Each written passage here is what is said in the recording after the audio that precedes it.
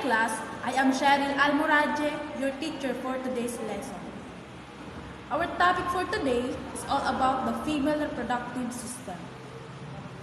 But before we start our discussion, let us know first our objectives.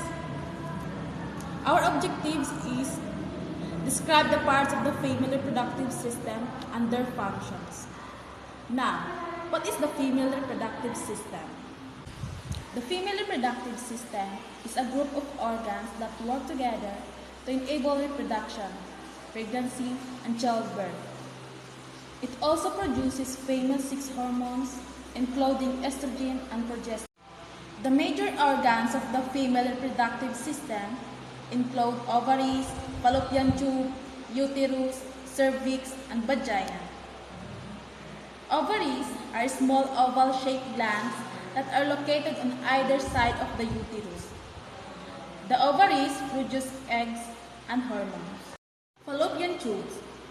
It is the passageway that carry eggs toward the uterus. Fallopian tube consists of several parts, the infundibulum, fimbria, and cilia. Uterus. It is an organ that is about the shape and size of a pear. Uterus, also known as the womb. It consists of muscular walls and a lining that grows and diminishes with each menstrual cycle.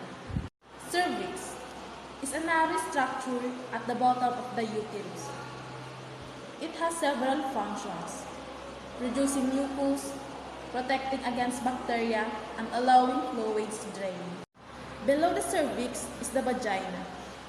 Vagina allows fluids such as menstrual blood and discharge to leave the body. It also allows semen, which contains sperm, to enter the body. This can happen in several ways, such as during penetrative sex with someone who has a penis, or during artificial insemination. Clitoris.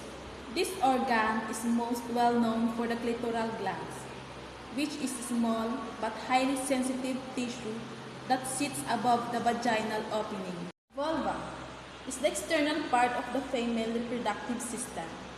It includes the vestibule, hymen, urethra, labia minora, clitoral hood and glans, and labia majora. How does the female reproductive system work? The female reproductive system enables a woman to produce eggs or ova, have sexual intercourse, protect and nourish a fertilized egg until it's fully developed, and give birth. So that's the end of our discussion. I hope you determine the parts of female reproductive system and their function. Now, let's check if you really understand the topic discussed. Number 1. It is also known as womb. If your answer is uterus, you are correct. Number 2. It is the passageway that carry eggs toward the uterus. If your answer is fallopian tube, you are correct. Number 3.